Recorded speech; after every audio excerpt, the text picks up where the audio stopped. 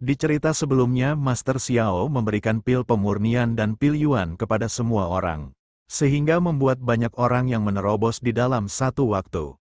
Di lain sisi terlihat Master Xiao mengamati pemandangan itu sembari dia bergumam. Senang rasanya memiliki murid yang berbakat dalam alkimia. Di saat bersamaan notifikasi sistem muncul memberitahukan. Terdeteksi kualifikasi murid Sekte Hongmeng ditingkatkan dengan 300 murid berhasil membangkitkan tubuh fisik khusus. Sehingga host memperoleh 10.000 koin kontribusi sebagai hadiah. Sistem juga mendeteksi bahwa host telah meningkatkan kekuatan Sekte Hongmeng secara signifikan. Sehingga host mendapatkan 10.000 koin kontribusi sebagai hadiah. Host juga akan mendapatkan 10.000 poin kontribusi karena telah terdeteksi meningkatkan reputasi dari Sekte Hongmeng. Melihat semua itu, Master Xiao hanya bisa tersenyum tipis sembari dia berkata, "Kali ini aku mendapatkan banyak sekali poin kontribusi. Apakah poin ini cukup untuk membeli item khusus di dalam store sistem?" Kemudian Master Xiao meminta sistem untuk membuka store sistem. Setelah melihat item khusus di dalam store sistem, Master Xiao bertanya kepada sistem apakah item khusus itu hanya dapat digunakan untuk dirinya sendiri. Atau dia juga bisa memberikan item khusus itu kepada muridnya agar dia mendapatkan pengembalian. Dan menurut sistem, item khusus yang berada di dalam sistem tidak boleh diberikan secara langsung kepada murid. Mengetahui hal itu, Master Xiao berpikir akan memodifikasi item khusus itu lebih dulu sebelum memberikannya kepada muridnya. Setelah itu Master Xiao segera membeli item khusus berupa garis keturunan Dewa Perang Xingtian. Dengan harga 10.000 koin kontribusi, kemudian kini berpindah di dalam ruangan Wu Xuang yang saat ini sedang berkultivasi. Tak berselang lama, Master Xiao datang ke tempat itu sembari menanyakan mengapa Wu Xuang masih saja berlatih di waktu yang telah selarut ini. Melihat masternya berada di tempatnya, Wu Xuang bertanya mengapa masternya berada di tempatnya.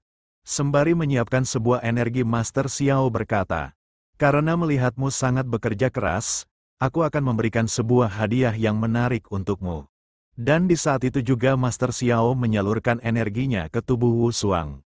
Dan ketika merasakan energi itu mulai memasuki tubuhnya, Wu Xuang merasa cukup terkejut karena kekuatan itu sungguh luar biasa.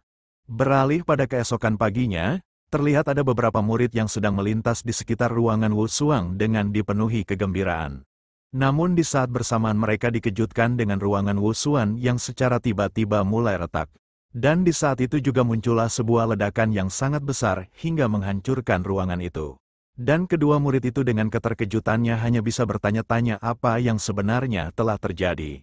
Setelah asap sisa ledakan itu menghilang, terlihatlah Wu Xuang yang telah berhasil menguasai garis keturunan Dewa Perang Xingtian, hingga membuatnya dapat mengeluarkan fluktuasi energi yang begitu luar biasa. Lalu salah satu murid mendekati Wu Xuang, sembari menanyakan apakah seniornya telah membangkitkan tubuh istimewanya. Dan dengan sedikit rasa bersalah Wu Xuang membenarkan hal itu sembari dia meminta maaf karena telah menimbulkan keributan. Namun ketika Wu Xuang melihat kekuatannya saat ini, dia merasa cukup terkejut hingga membuatnya bertanya-tanya mengapa semua itu bisa terjadi. Dan di saat bersamaan Master Xiao datang menghampirinya bersama semua muridnya. Lalu Su Muhan menanyakan kenapa Wu Xuang tidak segera berterima kasih kepada Master Xiao. Karena Master Xiao telah bekerja keras untuk membuat sebuah pil langka, hingga membuatmu dapat memiliki garis keturunan Dewa Perang Xingtian yang telah disempurnakan. Setelah mendengar perkataan Su Muhan, Wu Xuang merasa tersentuh hingga membuatnya hampir menangis sembari dia berkata, "Master, apakah Anda melakukan semua ini untuk saya?" Lalu Master Xiao mendekati Wu Xuang sembari dia mengatakan jika muridnya menjadi lebih baik, dia yang seorang master akan merasa senang, dan di saat bersamaan notifikasi muncul memberitahukan. Terdeteksi murid telah membangunkan garis keturunan Dewa Perang Xingtian di surga tingkat rendah dengan bantuan host. Jadi sistem akan memberikan pengembalian kepada host berupa garis keturunan Dewa Perang Xingtian di surga tingkat keempat. Kemudian Wu Xuang segera memberi hormat dan berterima kasih kepada Master Xiao. Serta dia berkata bahwa dia tidak akan pernah melupakan semua kebaikan dari masternya. Setelah itu Zinu menunjukkan pencapaiannya yang juga telah mendapatkan tubuh fisik di tingkat surga yang berupa kekuatan langit dan hati Chuangzun. Hingga membuatnya telah mencapai tahap integrasi, Namun di saat bersamaan semua yang berada di sana dikejutkan dengan fluktuasi energi naga yang secara tiba-tiba keluar dari dalam tubuh Master Xiao. Dan dari fluktuasi energi naga itu muncullah seorang pemuda yang ternyata adalah Xiao Bai, yang kini secara langsung memperkenalkan dirinya kepada para seniornya.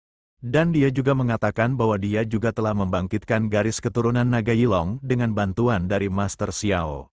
Sehingga dia juga telah mencapai tahap integrasi, lalu disusul dengan Li Feng yang juga menunjukkan pencapaiannya, berupa tubuh pedang ilahi Qianjun yang juga telah diberikan oleh Master Xiao. Kemudian Xing Yue menunjukkan garis keturunan ular Netherworld yang diberikan oleh Master Xiao. Dan dia juga telah mencapai tahap integrasi. Selanjutnya giliran Su Muhan yang menunjukkan garis keturunannya, yang berupa garis keturunan sains legendaris Shen Nong, yang membuatnya dapat membuat berbagai pil langka, dan semua itu berkat pemberian dari Master Xiao. Setelah itu giliran Zhuge Lin yang memperkenalkan dirinya lebih dulu ke semua orang. Dan dia juga mengatakan bahwa dia merupakan pemilik dari Pavilion Tianli. Beberapa hari lalu Master Xiao menerimanya sebagai murid. Dan sekarang dia telah mendapatkan hati Dewa Bintang, sehingga membuatnya menerobos ke tahap reversion, setelah melihat pencapaian dari semua muridnya. Master Xiao berkata, Xing Yue sibuk dengan urusan kerajaan. Dan Zhuge Lin juga akan lebih banyak terlibat dalam urusan Menara Tianli. Dan untuk murid lainnya, segeralah bersiap karena kita akan segera menerobos dan menuju ke pengadilan abadi. Dan semua murid dengan dipenuhi keyakinan memberi hormat dan mengikuti semua perintah dari Master Xiao.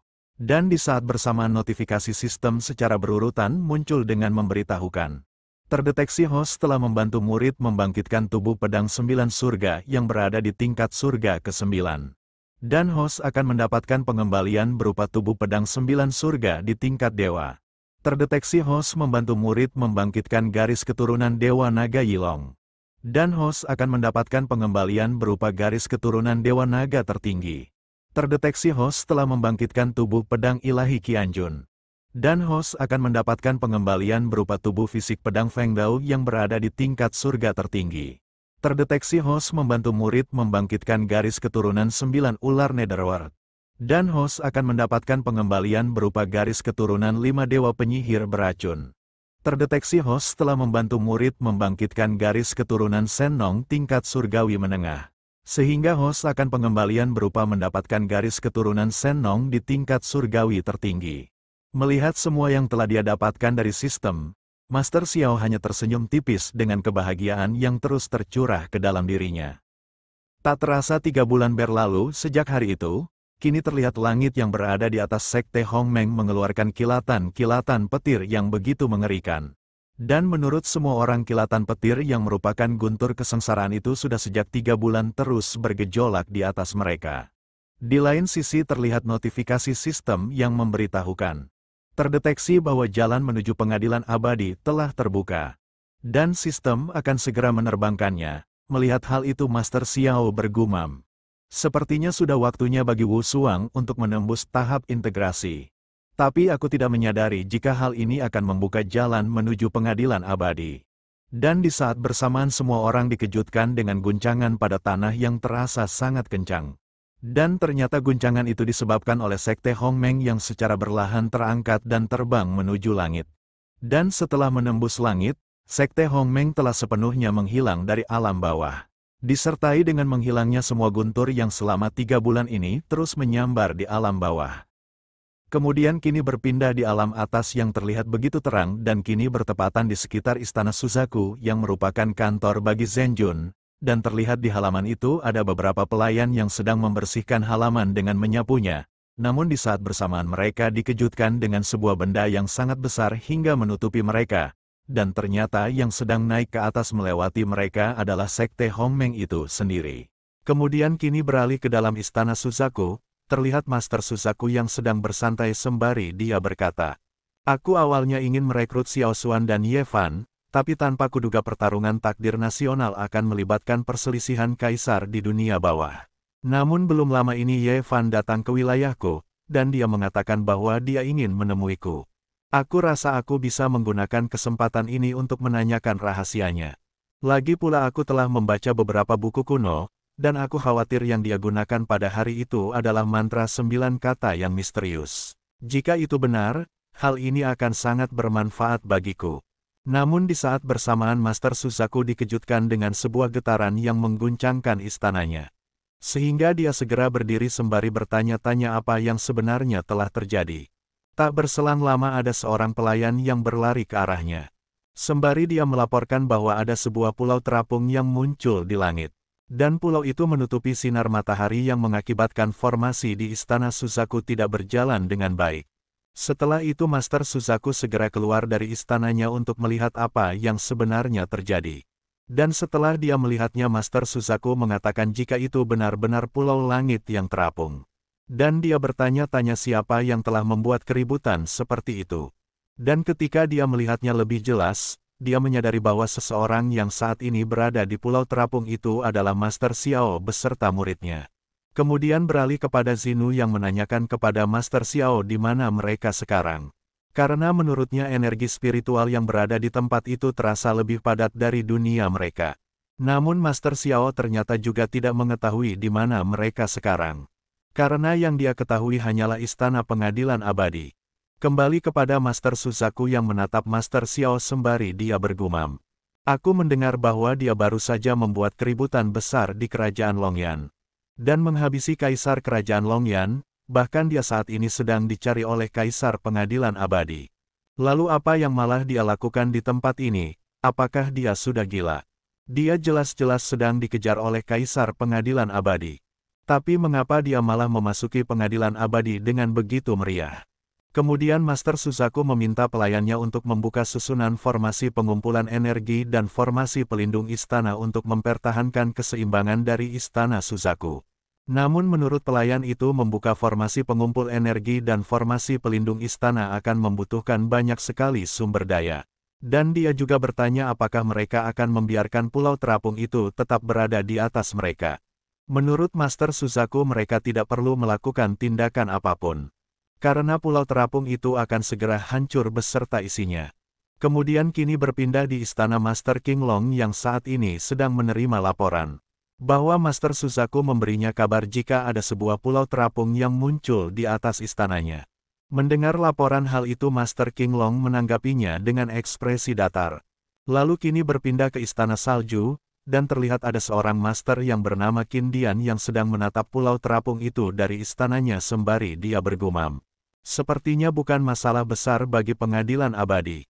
Kemudian berpindah lagi ke istana Tiger White, dan terlihat master dari istana Tiger White sedang menerima laporan bahwa ada sebuah sekte yang baru saja naik ke pengadilan abadi. Namun seseorang yang bernama Master Baihu itu malah tertawa ketika menanggapinya. Karena dia ingin melihat orang-orang yang bersikap arogan itu diinjak-injak. Kemudian kini beralih ke alam perbatasan, tepatnya berada di sebuah istana yang sangat megah. Dan seseorang yang memimpinnya adalah seorang wanita yang pernah menjadi lawan dan memberikan liontin kepada Master Xiao. Tak berselang lama ada seseorang yang memberikan laporan bahwa Xiao Xuan yang telah diperhatikan olehnya telah memasuki pengadilan abadi. Namun menurut Tuan Putri Wu hal itu lebih cepat dari perkiraannya. Dan dia segera meminta bawahannya untuk segera pergi dari hadapannya. Tapi pelayan itu masih belum juga pergi karena masih ada yang ingin dia sampaikan. Sehingga membuat Tuan Putri Wu bertanya apakah ada hal lain yang harus dilaporkan. Kemudian pelayan itu memberikan sebuah cermin yang menunjukkan pulau terapung kepada Tuan Putri Wu sembari dia berkata, Xiao Xuan sebenarnya telah membawa seluruh sekte Hongmeng memasuki pengadilan abadi. Sehingga saat ini dia telah menarik perhatian dari segala pihak. Setelah melihat hal itu, Tuan Putri merasa cukup terkejut sembari dia berkata, apakah dia benar-benar membawa seluruh sekte Hongmeng bersamanya memasuki pengadilan abadi? Setelah berkata seperti itu, Tuan Putri Wu tertawa dengan sangat lebar karena dia tidak menyangka jika Xiao Xuan akan melakukan hal seperti itu. Lalu dia berkata bahwa dia ingin melihat apakah Xiao Xuan benar-benar layak untuk dirinya. Dan Tuan Putri Wu segera memanggil seseorang yang bernama Liu Feng yang merupakan seseorang yang berada di dalam daftar peringkat di Istana Pengadilan Abadi. Dan tak perlu waktu lama dia segera hadir memenuhi panggilan dari Tuan Putri Wu, lalu Tuan Putri Wu bertanya ada di peringkat berapa Liu Feng saat ini, dan Liu Feng mengatakan bahwa dia baru saja naik menjadi peringkat ke-21 dalam daftar peringkat pengadilan abadi. Setelah itu Tuan Putri Wu meminta Liu Feng untuk pergi ke pengadilan abadi dan mencoba menjadi lawan bagi Xiao Xuan. Namun Liu Feng malah menanggapinya dengan lesu sehingga membuat Tuan Putri menanyakan apakah Liu Feng tidak ingin pergi. Dan masih dengan ekspresi lesu Liu Feng menjawabnya dengan berkata, "Jika Tuan Putri telah memerintahkan, tidak ada alasan untuk tidak pergi. Hanya saja Xiao Xuan ini baru saja memasuki pengadilan abadi. Bahkan belum memasuki daftar peringkat, mengapa Anda begitu mengincarnya?" Sembari tersenyum tipis Tuan Putri Wu berkata, "Jika memang begitu, aku akan membiarkan Fu Feng dan Fei Yun pergi bersamamu." Dan terlihatlah Fu Feng dan Fei Yun yang telah berada di sana segera menerima perintah dari Tuan Putri Wu. Lalu Tuan Putri Wu lanjut menanyakan berada di peringkat berapa mereka saat ini. Dan Fu Feng mengatakan bahwa dia saat ini berada di peringkat 10. Mengetahui peringkat Fu Feng saat ini, Tuan Putri Wu memuji Fu Feng sebagai pendekar pedang terkuat di pengadilan abadi. Mendengar pujian dari Tuan Putri, Fu Feng mengatakan bahwa dia tidak ingin sombong. Tapi pujian itu memang pantas untuk dirinya. Lalu Tuan Putri Wu melemparkan sebuah surat gulungan kepada Fu Feng sembari dia berkata, "Ambillah ini Fu Feng dan pergilah bersama Liu Feng. Jika Xiao Xuan bisa menahanmu, berikan ini kepadanya dan ceritakan padanya tentang pengadilan abadi." Namun Liu Feng malah bertanya mengapa Tuan Putri Wu tidak menyerahkan masalah ini kepadanya saja. Meskipun begitu Tuan Putri Wu meminta Liu Feng untuk menghentikan omong kosongnya dan dia segera meminta mereka pergi menjalankan perintahnya. Setelah kepergian mereka bertiga, Tuan Putri Wu menatap cermin pemantau sembari dia berkata, "Xiao Xuan, aku akan melihat apakah kau memang mampu melampaui pengadilan abadi." Kemudian kini berpindah di tempat Fu Feng berada, di mana saat ini dia menatap Pulau Terapung sembari dia menanyakan apakah Pulau Terapung itu merupakan Sekte Hongmeng yang dikatakan oleh Tuan Putri. Dan menurut Fei Yun Sekte Hongmeng memang menakjubkan karena dia dapat terapung di atas langit. Fei Yun juga bertanya di mana Liu Feng berada, bukankah dia diminta Tuan Putri untuk melawan Xiao Xuan.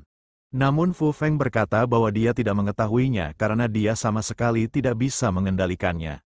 Tapi jika Liu Feng tidak segera muncul, mungkin dia tidak akan mendapatkan kesempatan. Karena saat ini terlihat telah banyak praktisi yang berkumpul di sekitar Pulau Terapung Sekte Hongmeng. Dan semua praktisi itu berkumpul bukan tanpa alasan. Karena mereka ingin mendapatkan hadiah yang dijanjikan oleh Kaisar Pengadilan Abadi. Di mana satu orang dari Sekte Hongmeng berharga 5 juta batu spiritual. Namun Fu Feng menarik kembali perkataannya karena dia merasa ada sesuatu yang salah. Dan benar saja secara tiba-tiba sebuah energi terlihat mulai terkumpul di atas Pulau Terapung. Dan di saat itu juga terjadilah sebuah ledakan energi yang sangatlah besar dari atas Pulau Terapung Sekte Hongmeng. Sehingga mengejutkan semua orang yang berada di sana. Bahkan tekanan dari energi itu berhasil menghempaskan semua orang yang berada di sekitar Pulau Terapung. Dan membuat mereka berjatuhan dan merusak area di sekitar tempat itu. Setelah melihat kekuatan yang begitu dahsyat, Fu Feng berkata, "Aku pernah mendengar bahwa semua orang di peringkat lebih dari 100 yang pernah menantang Xiao Xuan tidak ada yang dapat bertahan dalam 5 kali pukulan." Di saat bersamaan Liu Feng yang telah berada di sana ikut menimpali sembari dia berkata, "Mereka hanyalah sekelompok kutu di tahap integrasi. Mereka benar-benar mempermalukan diri mereka sendiri. Jika bukan Tuan Putri ingin merebut pengadilan abadi. Dengan kekuatan keabadian sejati di alam ilahi, bukankah melenyapkan pengadilan abadi adalah hal yang sangat mudah?" Mendengar perkataan Liu Feng, Fu Feng hanya bisa bergumam. Ketika dia menghina seseorang di tahap integrasi, tidakkah dia berpikir jika saat ini dia juga berada di tahap integrasi? Kemudian kini beralih kepada Master Xiao yang sedang melatih Zinu sembari dia berkata, "Zinu, apakah kau siap? Masih banyak rumput liar yang harus dibersihkan." Sembari memegang senjatanya, Zinu berkata bahwa dia telah sangat siap. Kembali kepada Fu Feng yang menatap semua orang dengan rendah sembari dia berkata, "Sepertinya para sampah ini tidak memenuhi syarat untuk menjangkau Xiao Xuan." Lalu dia mulai menyiapkan sebuah teknik sembari dia bergumam, "Liu Feng terlalu ceroboh. Lebih baik aku memasang penghalang kedap suara lebih dulu. Jika nanti Liu Feng mengatakan sesuatu tentang Tuan Putri, tidak akan ada orang yang bisa mendengarnya." Namun ketika melihat Master Xiao Liu Feng malah mengira Master Xiao sebagai seorang pengecut yang hanya berani bersembunyi di balik seorang wanita. Beralih kepada Zinu, sembari mengayunkan pedangnya Zinu berteriak kepada semua orang. Apakah ada yang ingin bertarung melawannya? Dan di saat itu juga tanpa berpikir panjang Liu Feng segera melesat ke arah Zinu. Sehingga hanya dalam sekejap Liu Feng telah berada di belakang Zinu dengan menyiapkan sebuah pukulan sembari dia berkata, "Ini bukanlah tempatmu untuk berbicara." Dan selanjutnya Liu Feng mengarahkan serangannya untuk menyerang Zinu. Yang membuat Zinu merasa cukup terkejut karena dia tidak sempat untuk menghindarinya. Namun sebelum serangan itu mengenai Zinu, Master Xiao lebih dulu menahan serangan dari Liu Feng sembari dia berkata, "Setelah menunggu untuk beberapa lama, akhirnya muncul salah satu orang yang hampir saja tidak dapat aku deteksi. Mengetahui serangannya dapat ditahan, Liu Feng hanya bisa memasang ekspresi kesal. Lalu Zinu mengatakan kepada Master Xiao agar dia membantunya. Namun Master Xiao meminta Zinu untuk mengurusi yang lain, dan orang itu akan menjadi urusannya." Meskipun serangannya dapat ditahan dengan mudah oleh Master Xiao, Liu Feng tetap bersikap sombong dengan dia mengatakan bahwa dia tidak perlu menarik pedangnya jika hanya melawan Master Xiao. Namun Master Xiao sama sekali tak memperdulikan perkataan Liu Feng. Dan dia pun segera menyiapkan pedangnya sembari dia berkata, "Melihat dari energimu, aku tahu kau dikirim oleh seseorang. Tapi apakah mastermu tidak mengatakan jika melawanku kau harus menggunakan seluruh kekuatanmu?" Dan di saat itu juga Master Xiao mengarahkan tebasannya ke arah Liu Feng. Dan Liu Feng mencoba menahan serangannya menggunakan tangan kosong. Sehingga membuat Liu Feng merasa cukup kesakitan karena energi yang dikeluarkan oleh Master Xiao begitu kuat. Lalu Master Xiao kembali mengarahkan tebasannya untuk menyerang Liu Feng. Sehingga kini membuat Liu Feng terpental cukup jauh ke belakang. Namun di saat bersamaan energi keberuntungan Liu Feng terserap ke arah Master Xiao. Sehingga ketika Liu Feng menyadarinya, dia berpikir bahwa energi itu sama persis seperti energi miliki Tuan Putri Wu. Setelah itu Liu Feng memandang ke arah dari energi keberuntungan itu. Yang ternyata energi itu mengarah ke dalam tubuh Master Xiao. Sehingga membuat Liu Feng merasa cukup terkejut karena dia tidak menyangka jika Tuan Putri Wu juga telah memberikan Liontin Giok keberuntungan kepada Master Xiao. Mendengar perkataan Liu Feng, Master Xiao menunjukkan Liontin Giok keberuntungan sembari dia berkata, "Apakah Liontin Giok ini yang kau maksud?" Dengan raut wajah yang sangat kesal Liu Feng berteriak, "Mengapa Tuan Putri sangat menghargaimu? Berikan Liontin Giok itu kepadaku. Kau tidaklah layak untuk memilikinya." Dan di saat itu juga Liu Feng mengeluarkan pedangnya yang telah diselimuti oleh sebuah energi. Menanggapi perkataan Liu Feng, Master Xiao malah kembali menggenggam batu giok itu sembari mengatakan bahwa Liontin Giok ini adalah pemberian tuanmu. Mendengar perkataan Master Xiao, Liu Feng menjadi sangat murka dan dia pun segera menyiapkan pedangnya untuk menyerang Master Xiao. Namun Master Xiao malah berfokus kepada Liontin Giok yang baru saja menyerap energi keberuntungan dari tubuh Liu Feng. Dan dia menyadari bahwa dengan membuat Liu Feng marah dan hilang kendali, dia akan mendapatkan energi keberuntungan dari Liu Feng. Namun kini Liu Feng telah bersiap dengan pedangnya di hadapan Master Xiao. Dan di saat itu juga Liu Feng mengayunkan pedangnya untuk menyerang Master Xiao. Namun Master Xiao masih dapat menahannya dengan sangat mudah sembari dia bergumam, "Sepertinya dengan membuatnya marah, aku juga dapat menghilangkan keberuntungannya. Kalau begitu aku akan mencobanya." Dan di saat itu juga Master Xiao mengalirkan energi keberuntungan yang dia dapatkan ke seluruh tubuhnya. Kemudian dia mengayunkan pedangnya ke arah Liu Feng yang terlihat telah tidak siap sembari dia berkata, "Jika kau benar-benar menginginkan Liontin Giok ini, aku akan membiarkanmu merasakan energi dari Liontin Giok ini." Dan selanjutnya Master Xiao mengarahkan energi pedangnya untuk menyerang Liu Feng yang kini terlihat tidak memiliki jalan untuk menghindarinya. Namun di saat bersamaan Fu Feng memulai sebuah teknik sembari dia mengatakan jika Liu Feng sangatlah ceroboh. Karena sebuah penghalang yang diciptakan oleh Fu Feng, Liu Feng pada akhirnya dapat selamat dari serangan Master Xiao. Lalu dengan cukup terkejut dia menanyakan mengapa saudaranya bisa berada di tempat itu. Sembari memberi hormat kepada Master Xiao, Fu Feng berkata mengatakan bahwa dia hanya ingin membayar apa yang telah terjadi kepada saudaranya. Dengan cukup resah Liu Feng bertanya apa yang akan dilakukan oleh Fu Feng. Dan Fu Feng mengatakan bahwa dia hanya mengikuti arus yang mengalir. Kemudian Master Xiao menodongkan senjatanya ke arah Fu Feng sembari bertanya apa yang ingin Fu Feng lakukan. Lalu Fu Feng menjelaskan bahwa dia diminta datang menemuinya oleh Tuan Putri Wu Qingcheng. Apakah Master Xiao mengingatnya, sembari mengingat tentang wanita yang telah dia temui pada waktu itu? Master Xiao berkata, apakah dia orang yang memintaku untuk pergi ke pengadilan abadi dan mengalahkan 10 peringkat teratas untuk mendapatkan energi keberuntungan? Dan jika semua itu telah terpenuhi, dia akan membantuku untuk menghabisi Kaisar Pengadilan Abadi. Mendengar perkataan Master Xiao, Fu Feng membenarkan hal itu. Dan dia mengatakan bahwa dia merupakan orang di peringkat 10 dalam daftar peringkat Pengadilan Abadi. Kemudian Fu Feng segera mengeluarkan pedangnya sembari dia berkata, "Kau telah membuktikan kekuatanmu dengan mengalahkan seseorang di peringkat ke-21. Tapi aku akan menunjukkan seberapa besar perbedaan di antara kita."